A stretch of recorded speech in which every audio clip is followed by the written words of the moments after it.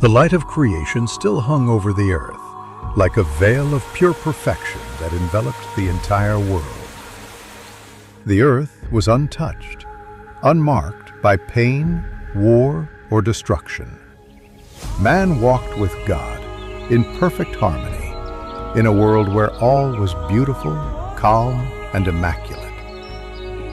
But somewhere in the shadows, something began to shift. The perfect balance, which seemed eternal, was about to be shattered. The garden, where it all began, was a paradise without equal. The mountains rose in grandeur, the seas danced to the rhythm of the wind, and the sky, a deep blue, reflected the glory of the Creator. The animals lived in harmony, as if they shared the same soul as the earth. And Adam, with his eyes fixed on the wonders of creation, felt at home. Eve, by his side, smiled at the world, a part of him, with the animals approaching in complete trust. Paradise was a place where time seemed to stand still, where the morning light never faded. Adam looked at Eve, a serene smile on his lips. All of this was given to us. We were not only created, we were loved. Her eyes were teary, but not with sadness. They were tears of wonder at the beauty of the world God had created for them. He knew that creation was not just a gift, it was a reflection of God's love for them. And for a moment, everything seemed perfect, without a shadow of doubt or fear. But somewhere, deep in Eden, a seed was planted. A soft, almost inaudible whisper crept into Eve's heart. The serpent appeared, gliding among the trees, its beauty radiant, and its voice, soft as the wind, hissed doubt. God really say?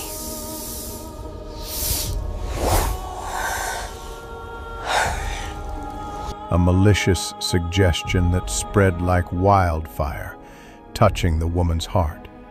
Doubt was born where once there had been complete trust. The choice was before them, and by choosing to disobey divine command, the fall began. Suddenly, the world changed. Eden, that perfect refuge, became but a distant memory. The man and woman were driven from the garden, and a flaming sword was placed at the entrance, marking the separation between earth and heaven. They were alone, cut off from God's presence, now aware of their vulnerability and the depth of the sin they had brought into the world. Paradise was lost forever, and with it, the innocence of Adam and Eve. When Eve gave birth to Cain, there was pain in her eyes and a deep sadness in her heart. The birth of a child should be a celebration, but now the joy was somber, mixed with the knowledge that the world would be different. Sin had already infiltrated their lineage, and generations to come would bear the weight of that choice. Cain grew to be proud, distant, and deep down, increasingly alienated from God's goodness. Abel, on the other hand, was different. Humble and devout, he dedicated his life to the Lord. With respect and reverence, he offered the Creator the best of his flock. I will offer the best of my sheep. He understood that to honor God, it was necessary to give the best of himself. Cain, for his part, watched in silence, bitter. He offered God the last of his harvest, the fruits left over from the earth, without attention, without love. He chose the best fruits for himself and left the worst for God. And in offering his offering, Cain felt he was fulfilling an obligation, not an act of worship. God was pleased with Abel's offering, but rejected Cain's. The difference was clear. Abel offered from the heart, with genuine faith, while Cain simply gave what he didn't want. Sin was now completely ingrained in his heart. When Cain saw that his offering was rejected, anger overcame him. Jealousy, pride, bitterness, all of it converged on a single point. He looked at his brother with hatred. The field became the scene of his wrath. Cain, consumed with rage, approached Abel. Wordless, unrepentant, he raised his hand against his brother. The field, once a place of growth and life, became the tomb of the righteous. Cain killed Abel, and the blood of his righteous brother cried out from the earth, echoing in God's ears. The silence that followed was deep and dense, as if creation itself had paused to mourn the loss. God looked upon the scene, and for a moment the face of his presence was hidden. Cain, now marked by guilt, fled. He left behind his mother's gaze, the pain in his father's eyes, and went on to live as a wanderer, wandering a world now well acquainted with the weight of sin. Life went on, but it was different. Evil had spread, and Abel's blood cried out for justice. Seth, Adam and Eve's other son, was born. His lineage, though marked by pain and the fall, still sought God. But sin had become ingrained in the following generations, and humanity moved toward an uncertain future, ever further from the original purity of creation. Human knowledge began to expand. The first cities arose on the fertile plains, tribes became great nations, and men began to dominate the earth. They tamed animals, shaped metals, and created music and art. But despite all the progress, corruption continued to spread like a shadow over every aspect of life. Men began to name the winds, carve images, build altars and temples. But the true relationship with God had been lost, and offerings were now made heartlessly, like Cain's. Evil grew, and the seeds of sin were already deeply planted in humanity. Tribes and cities continued to expand, but what had begun in Eden now seemed a distant legend, a story men had forgotten. Sin, which began with a simple choice, spread throughout the world, becoming a part of everything humanity touched. But few called upon the name of the Lord. In a world increasingly distant from the goodness and purity of old, hearts grew hard. Among those who still remembered God, one man stood out, Lamech, a descendant of Cain, a man of sharp words and violent hands, proclaimed his strength and his vengeance as a trophy. I have killed a man for wounding me.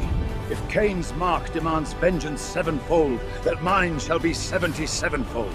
He had become a symbol of pride and destruction, a promise of endless retaliation. Revenge seemed to be his only religion, and with it, he infected those around him. The era was marked by pioneering spirit, but also by human ego. Man, increasingly alienated from his essence, began to see force as the only language capable of defining the world. Yet, even in this world of violence and pride, other names emerged. Jabal, the father of those who lived in tents and raised livestock, knew nomadic life, but also dependence on the land and the heavens. Jubal, the master of melodies, crafted bone flutes and harps with strings made from the plants that grew around his village. Tubal-Cain, the blacksmith, mastered metal and the art of war, forging spears and swords, a testament to the rise and fall of humanity. Art and destruction were born together, in a paradox where the beauty of creation was inevitably intertwined with the devastating force that humanity now sought. As cities grew, men began to form kingdoms. Leaders became kings, and palaces of rough stone rose in the valleys, dominating the landscape as monuments to human vanity. Festivals and sacrifices took over daily life. Altars were erected not to God, but to idols of power, wealth, and glory. People, once humble and with hearts set on devotion, now indulged in a vicious cycle of ego worship. The search for the divine was replaced by the relentless pursuit of self-exaltation. From above, the Lord observed this transformation. The distance between man and God grew. The Lord saw how faith was giving way to power and how men's hearts became increasingly insensitive to truth. The search for spiritual understanding was being overtaken by arrogance and the will to dominate. The connection with the Creator was disintegrating, but still a spark of hope remained. In the days of Enosh, something began to change. People, tired of their own decay, began to call upon the name of the Lord once more. This moment, though small compared to the great abyss of corruption, brought a breeze of hope. In the hearts of the righteous, a flame of faith still burned, though dim, like embers in the darkness. Mankind was lost, but there were still those who sought, still those who remembered the Creator. Creation, however, was no longer the same. The trees seemed less green, the skies less clear. The animals became more cautious, more distant, as if aware of the corruption that was taking over the world. The earth, restless, seemed to reflect the pain of the sin that men had sown. Everything had changed, and the echo of human choice still reverberated in every living being, in every stone, in every river. And then, the whispers began to grow. Ancient tales began to be whispered among men, stories of celestial beings who had descended to earth, the Watchers. Their presence inspired a mixture of awe and fear. Men called them gods, while women saw them as saviors. These beings, sent to observe humanity, were beginning to break the limits of their divine mission. Behold, how beautiful are the daughters of men. They murmured among themselves, now seduced by beauty and carnal desire. In a sacred place, high atop Mount Hermon, 200 of them made a pact. They swore to descend to earth and never return until they had taken human wives. It was the beginning of an age of corruption that would transform the world forever. When they descended, their arrival was glorious. Men saw them as gods. Their clothes shone like starlight. Their voices echoed like soft thunder. Their eyes pierced the human soul with indescribable power. Women desired them, while men feared them. They were no ordinary beings, and their presence reverberated in the hearts of all. Human women, fascinated by their supernatural beauty, surrendered themselves to them. And the children of these unions were no ordinary ones. They grew up with immense stature, unparalleled strength, and an arrogance that surpassed anything known to men. They were the Nephilim, the giants, the first renowned heroes. With their power, they began to dominate mankind, subjugating the creatures of the earth, and soon became the first tyrants, known and feared throughout the world. Cities began to build statues in their honor. Their names were whispered with reverence, but also with fear. Yet something was deeply wrong. They did not age like humans. Their hunger was insatiable, and they soon turned against everything and everyone. First, they began to consume the tombs, searching for food. When there was nothing left to eat, they turned against humanity itself. The fertile plains, once places of abundance, became camps of slavery. The Nephilim demanded tributes of blood, and fearful humanity submitted. They, who had come from heaven, were now corrupted and taking the earth as their domain. Knowledge, given by those who were supposed to be observers, was now used as a means of control.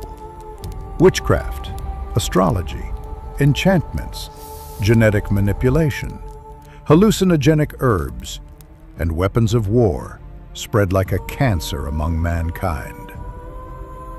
The sky began to darken. Azazel, one of the leaders of the Watchers, taught men to forge swords, shields, and armor.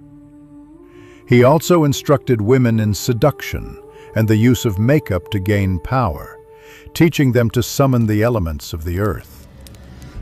Knowledge was transformed into power, and power was used for control.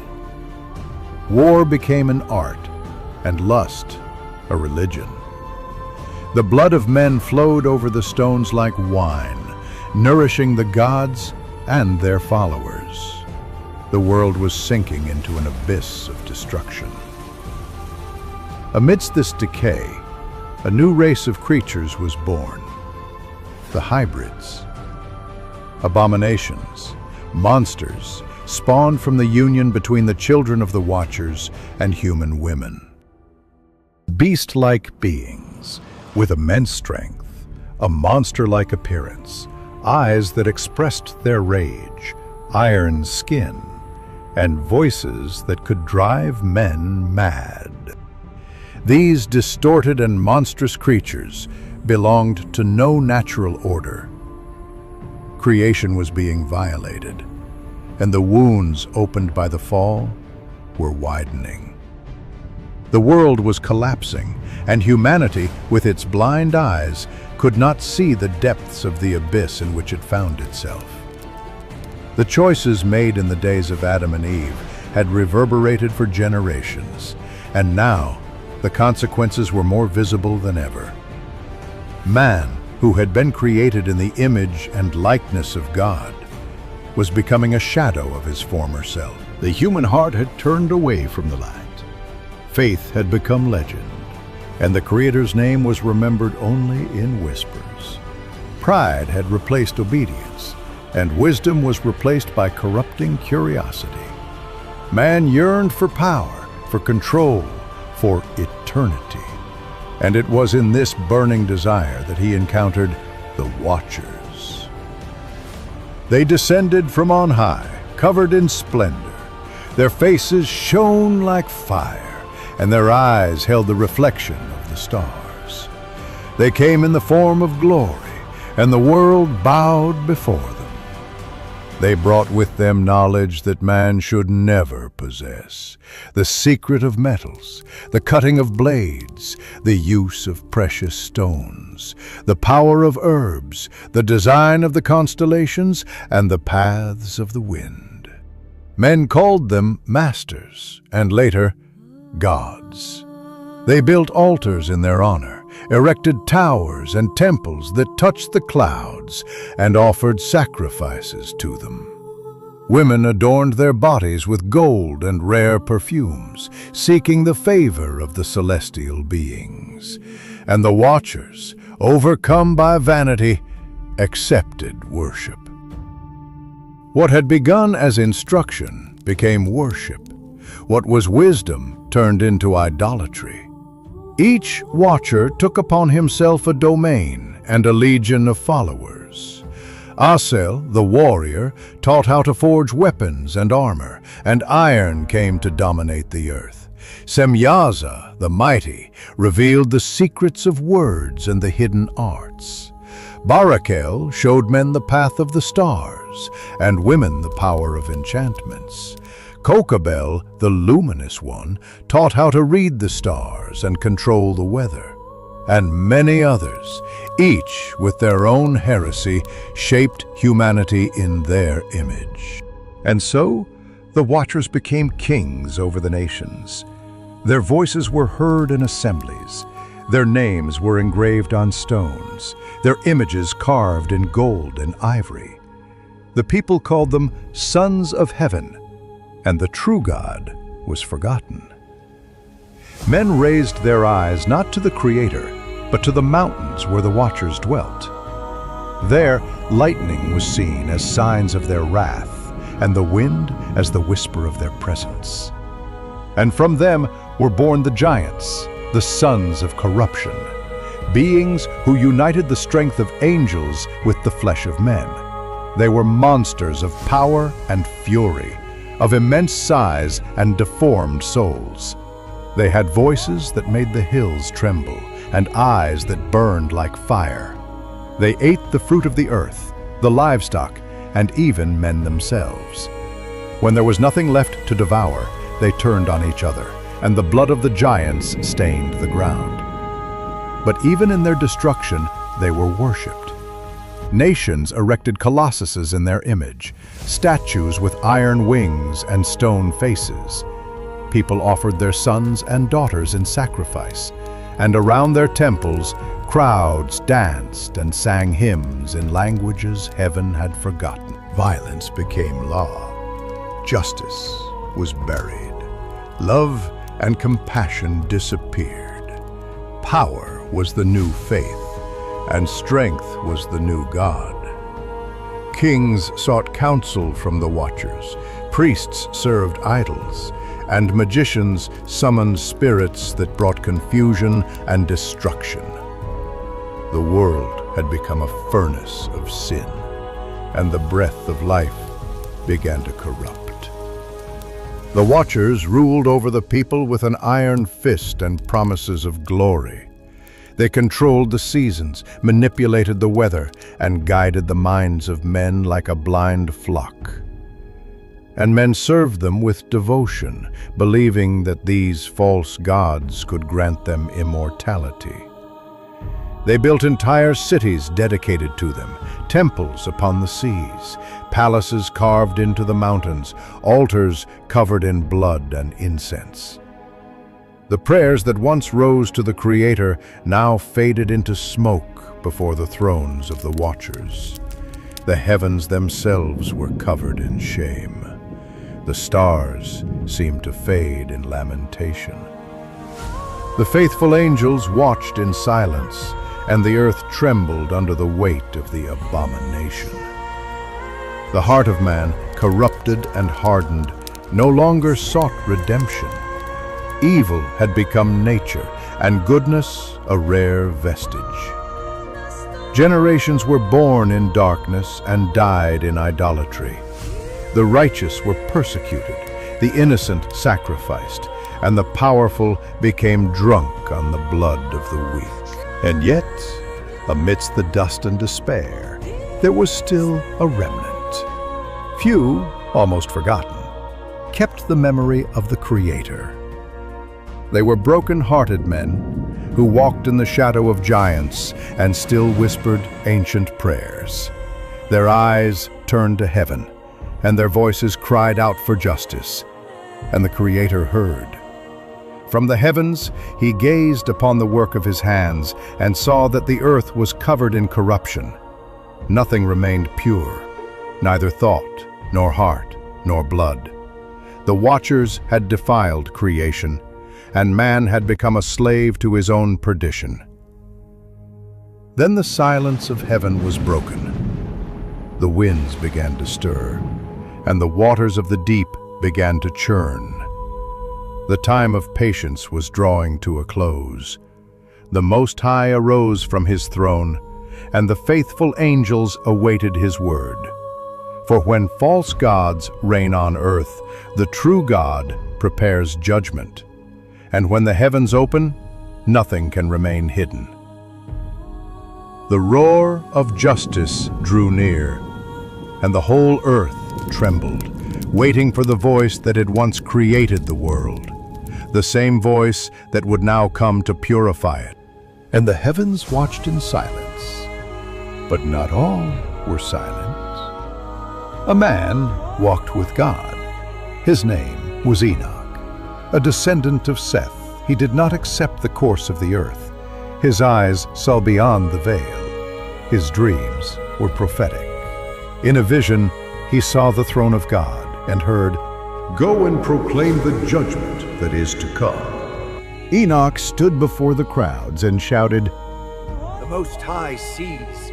Nothing is hidden. The Watchers will be judged. The giants will fall. But they mocked him. They laughed at his words and tried to silence him. Enoch, however, was unafraid. He wrote everything on stone and on parchment paper.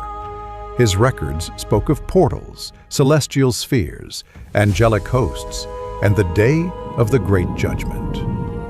And then, one day, Enoch disappeared. He was no longer seen among men. They said God had taken him for himself, snatched him away before evil consumed all. And his absence was felt like the extinguishing of the last flame in the night. Without warning and without limits, the Watchers continued their work. The forest began to wither. The ground trembled. The stars seemed less bright. The rivers changed course. Nature groaned under the weight of corruption.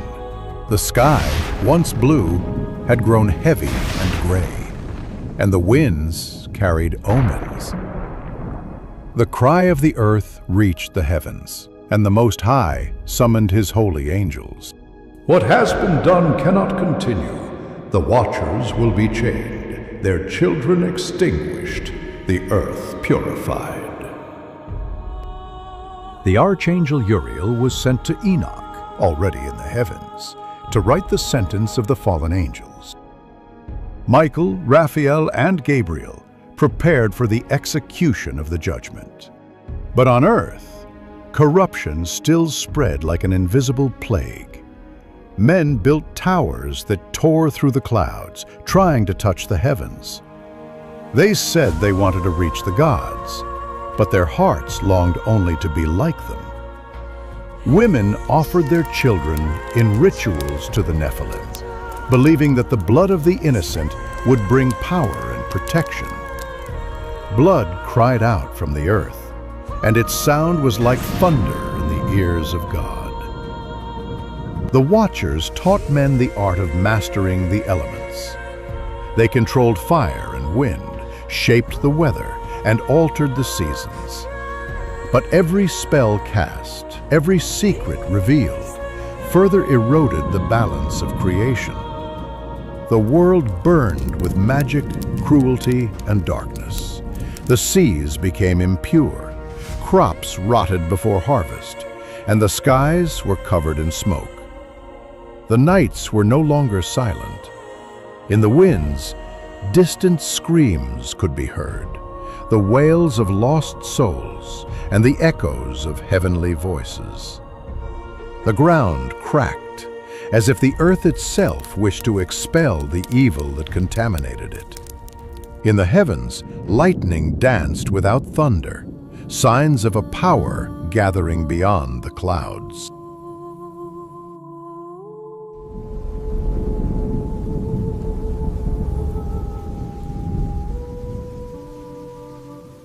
It was as if all creation knew something was coming. The birds fled westward, the beasts abandoned their dens, and the very air seemed denser, as if breathing judgment.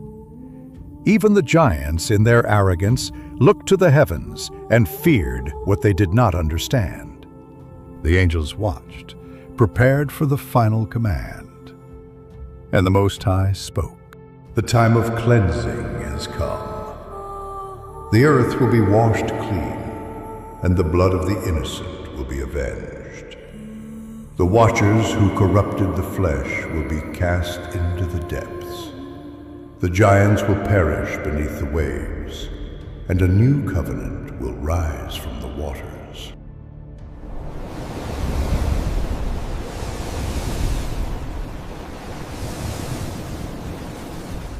The decree echoed through the cosmos. The stars trembled, and the sea responded with fury. The clouds began to gather over the mountains like a heavenly army, and amid thunder and lightning, the name of the Lord was heard again.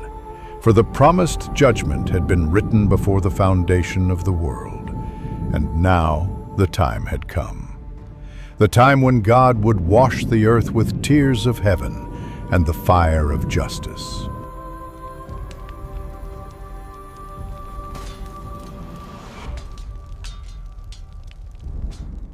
When the light of creation had become but a distant memory, the world was filled with corruption. But amidst the chaos, one lineage still endured. The descendants of Seth, though weakened, preserved the memory of the Creator. They hoped, prayed, and taught their children that all was not lost. They spoke of a God who still saw, still heard, still cared. Among them was a calm, just, and hard-working man. While others lost themselves in violence and depravity, he walked among the trees and listened to the voice of the wind. His name was Noah. Noah worked the land with calloused hands and a serene gaze. Men mocked him, calling him out of date, a dreamer trapped in ancient myths. But Noah kept a secret that did not come from men. He heard the voice of God. Walking through the fields, he felt the presence of the Almighty like a gentle breeze through the leaves. He saw the sacred in the small things, in the rhythm of the river, in the bird song, in the silence between thunderclaps. While the world descended into madness, Noah cultivated faith. His sons, Shem, Ham, and Japheth, learned from him to fear the Lord, even living among a corrupt and cruel generation. While the people worshipped false gods and the Nephilim reigned as tyrants, Noah and his household remained faithful, sustained by something the world had forgotten. Then, on a night unlike any other, the heavens opened. The darkness shimmered in hues humanity had never seen. Lights danced like rivers of fire in the stars. A presence descended upon Noah, powerful and serene, and a voice, like thunder mingled with wind, spoke to his spirit. The end of all flesh has come before me. The earth is filled with violence. Make yourself an ark of cypress wood. Lord, how will this be? I will give the measure, and I will establish my covenant with you. The next morning, Noah gathered his family together. His face was firm, his eyes resolute. God spoke to me. The judgment will come in the form of water. We must build an ark. The sons looked at him in silence. The wind blew between them like a whisper of confirmation. Shem was the first to say, If the Lord has spoken, we will obey. And so the project began. Timber was cut. Logs were shaped. The sound of axes echoed through valleys that had never seen rain. The villagers laughed as they passed Look at the by. madman! Who builds a ship where there's no sea? But Noah didn't answer. Sweat ran down his face as he placed beam upon beam. Every hammer blow was a prayer. Every stake driven into the ground, a declaration of faith. Meanwhile, the Nephilim ruled the cities with an iron fist. Men were forced to fight each other for entertainment. Children were sacrificed in rituals. Women became servants of the gods and giants. The palaces of the Watchers, now deformed by their own corruption, were temples of fire and blood. The human kings, servants of the fallen angels, ruled with cruelty, and the earth became a mirror of hell. But the heavens did not remain silent. The faithful angels moved. The Most High raised his throne in judgment and sent orders to his servants. Michael, the prince of the heavenly host, received the command. Go down and destroy the giants. And he descended, not as an ordinary flame, but as a living storm, a whirlwind of light and power. Behind him came Raphael, Gabriel, and Uriel, and countless legions of angels, armed with swords that flashed like lightning. The heavenly court arose, and judgment was decreed. The heavens filled with silence as the Most High's sentence echoed. Not only the watchers, the fallen angels would be punished, but also their wives, the women who joined the rebellion and gave birth to monsters. They were not victims, they were accomplices. They were daughters of the earth who coveted the brightness of the sky. They drank of forbidden knowledge and became mothers of giants, queens of empires of destruction. While the Nephilim ruled with brutality, women reveled in power, worshipped as goddesses, revered as bearers of the angels' strength. But the time of mercy had come to an end. The Creator, in His justice, spoke to the heavenly armies. Michael, commander of the hosts of heaven, bind the watchers, judge the women, and purify the earth. And Michael descended, surrounded by legions of light. The mountains trembled at his touch.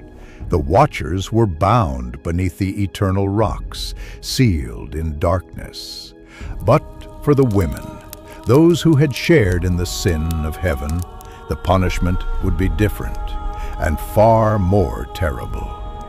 The beauty that had made them desirable was stripped from them. The glory that had once enchanted the angels turned to darkness. Their faces lost their radiance, their voices became wails, and their tears fed the waters of the abyss. They were transformed into mermaids, neither human nor celestial, trapped between worlds.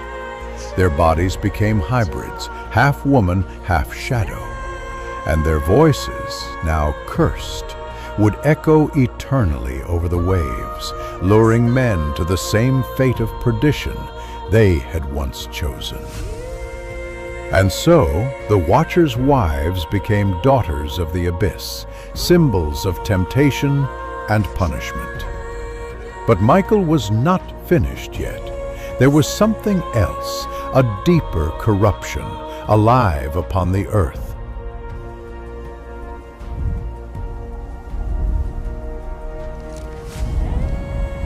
The Nephilim, the giants, the children of angels and women. They ruled the world with ungodly strength, devouring the flesh of men and drinking the blood of the innocent. Their cities were temples of cruelty, and their thrones altars of pain. Then Michael approached silently and whispered invisible words among them, seeds of doubt and distrust. A divine breath spread the poison of division among the giants, and what had been a united army became a field of treason. The brothers began to turn against each other. One accused the other of seeking the angels' favor. Envy grew like fire, and the giants' pride turned to madness. And so, the war between the Nephilim began. The earth shook with their footsteps, and the sound of their battles echoed through the valleys. The mountains split open under the weight of their falling bodies, and the giants' blood flowed like rivers, drowning the plains.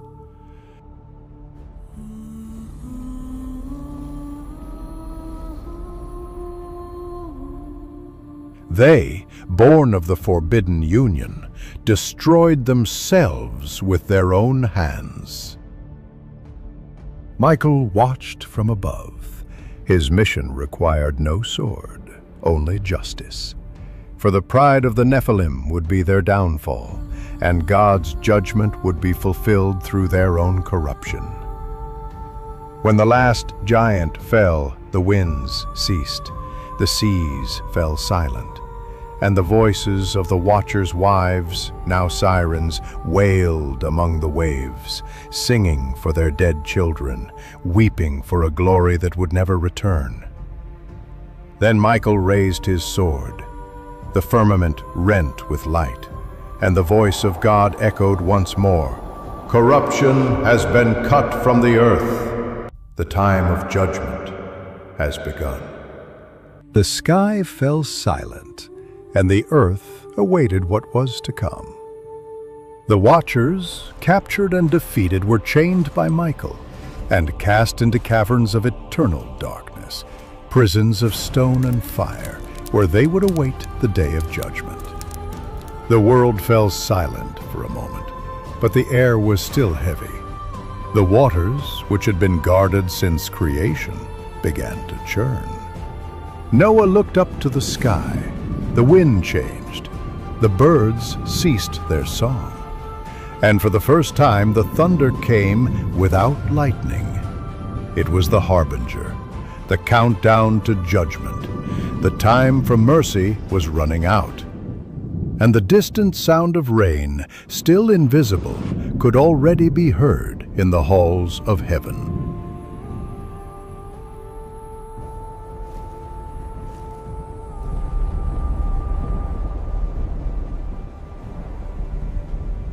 Noah continued. Day after day he hammered away under the sun and the mockery. The ark grew before the eyes of the world, a wooden fortress erected in the middle of the plain, a home for the living amid approaching death. 3 stories, countless compartments, and, like a silent mystery, the animals began to arrive. They came from every corner of the earth, guided not by trails, but by an invisible instinct, as if obeying an ancient call. Lions walked side by side with lambs. Serpents coiled silently, without venom. Eagles perched beside doves, and the impossible became real before men's eyes. But men did not believe. The mocking laughter still echoed in the villages. The feasts did not cease. On the contrary, they increased. Orgies multiplied like plagues. God's name was mocked in the squares and taverns. While Noah preached, he hammered, and while he hammered, he wept.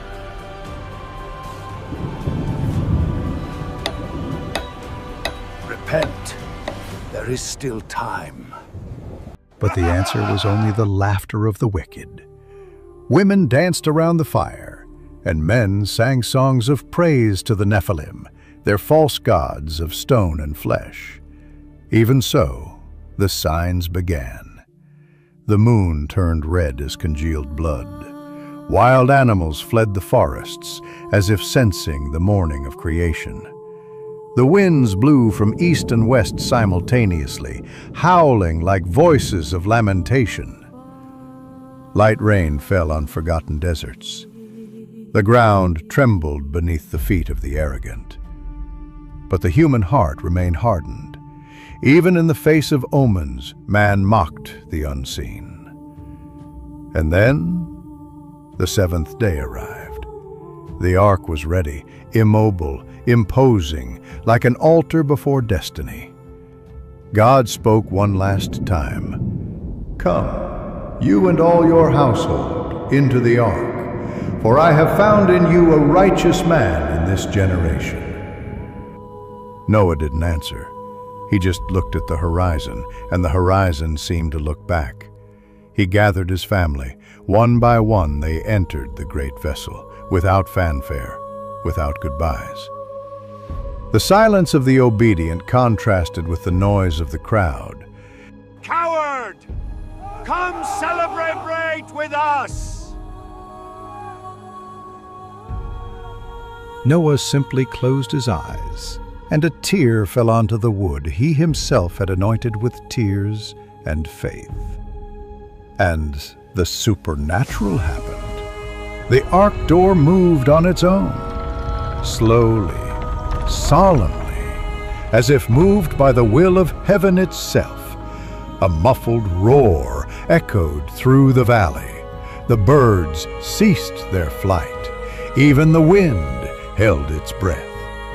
Noah remained silent inside the ark. The sound of the creaking wood was the only evidence that the weather had changed. Outside, the laughter subsided.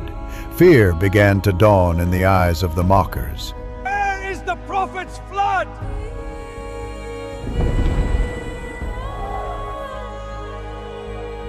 But the sky no longer smiled. The first drop fell, a heavy, solitary drop, which streaked the dust of the earth and dissolved like a divine tear. Then another, and another. The laughter ceased. Children ran. Men looked up in astonishment. The wind roared. The clouds twisted, forming colossal eyes of vapor and lightning.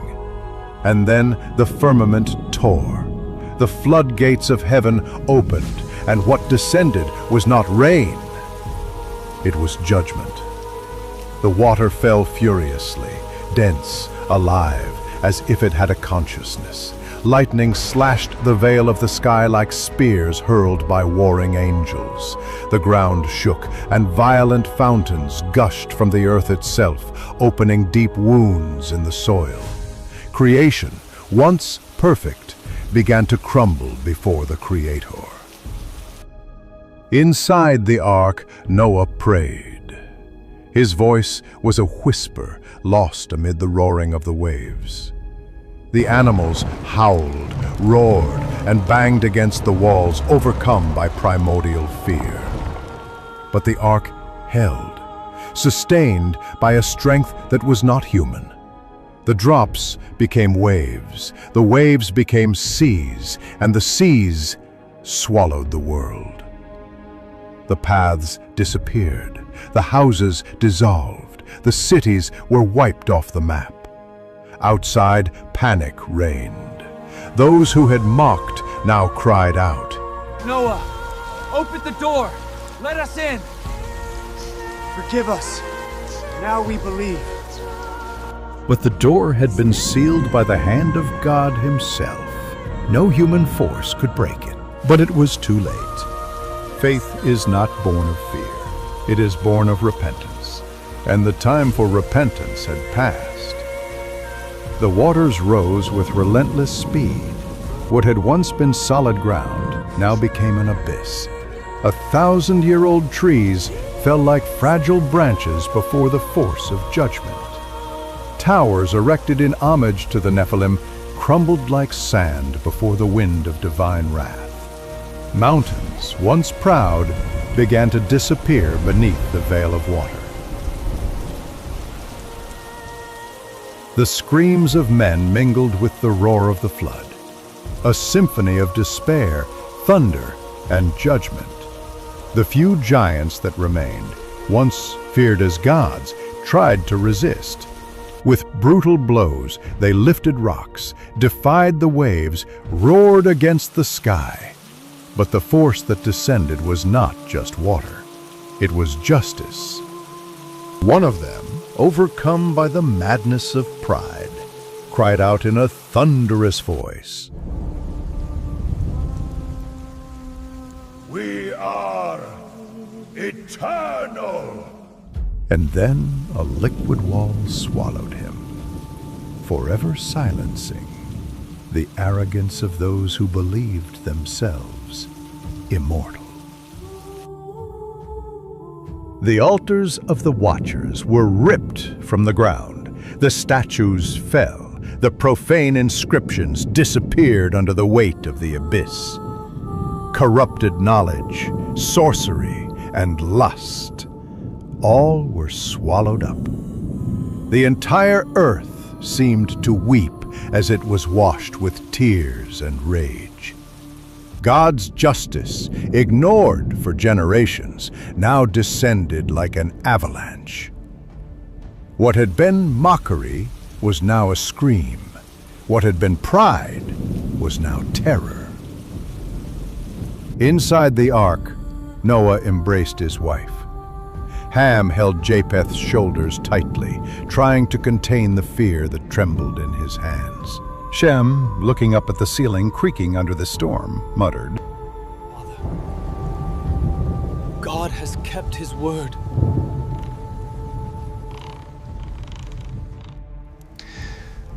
Yes, but my heart aches for them. Outside, the sound was deafening. For 40 days and 40 nights, the waters did not cease. Each dawn was darker than the last. Each thunderclap sounded like the roar of celestial beasts. Lightning slashed across the sky like swords in an invisible war. The living earth now mourned its own corruption. There were no more cities, no more music, no more feasts. The watchers were chained in the abyss of darkness. The Nephilim lay in the depths. Nightmares drowned beneath the chaos. Humanity had been reduced to a single family, a small remnant surrounded by wood, faith, and hope. The waters rose above the highest mountains. Ararat, Sinai, the peaks of the world, all were swallowed. And then, the world fell silent. There were no more screams. There was no more war, only the sound of the wind, the rain, and the ark floating in the middle of nowhere. Inside, days blended into nights. Time dissolved in the incessant sway of the waves. The sounds of animals filled the interior, a living chorus within a floating tomb. On the surface of the waters floated driftwood, torn clothes, the ruins of temples and cities. It was the cemetery of the old world. What had once been dominion was now a memory. Human pride had sunk, too heavy to be saved. But God had not forgotten his promise. Above the clouds, the light still shone. The angels watched the ark with silent reverence, for what survived within it was not just flesh, it was the future itself, the seed of humanity, the echo of grace. Gradually, the fury began to subside. The rain lost its violence. The thunder receded like a vanquished beast. The clouds parted, revealing a golden slash in the sky. A single ray of sunlight broke through the mist. It was the first in many days, a reminder that life still existed. The ark floated solemnly, alone, like a witness between two worlds. The old had been judged. The new was still being born. And for a time, the earth waited. The sun returned, timidly, over a silent world. The ark rocked on the waters that covered the entire earth. Noah kept faith as the days turned into weeks and the weeks into months. The wind brought a new scent, not of death, but of promise. Then Noah released a raven, then a dove, and when it returned, bearing an olive branch in its beak, hope blossomed within that silent ark. Reverently, Noah knelt, his calloused hands lifted, and he gave thanks. The waters receded, the mountains reappeared. The ark rested gently on Mount Ararat, like a heart finally finding rest after a storm. Then God spoke. "Come out of the ark. Multiply. Fill the earth again." The door opened and light flooded in. The animals emerged, free, walking on the mud that would soon be life. And Noah, with slow steps, stepped onto the ground. The same ground that had been judged now received blessing. He built an altar, the first altar of a new world, and there, in silence, he offered a sacrifice to the God who judges. but also renews. The aroma rose to the heavens, and God spoke. Never again will I destroy all flesh. As long as the earth exists, there will be seed time and harvest, cold and heat, day and night. And then the seal of the covenant appeared, an arc of colors crossing the heavens, an eternal reminder that justice may wound, but mercy always heals.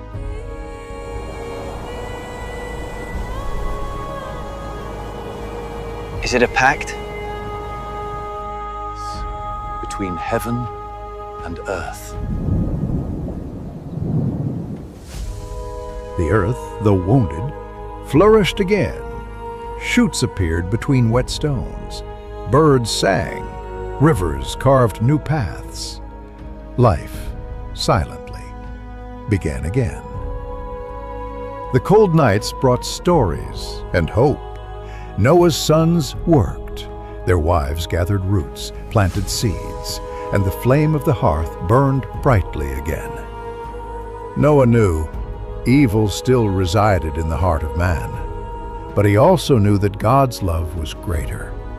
The ancient world of giants and rebellious angels had been buried beneath the waters, and a new world, more humble and pure, was born beneath the arch of promise.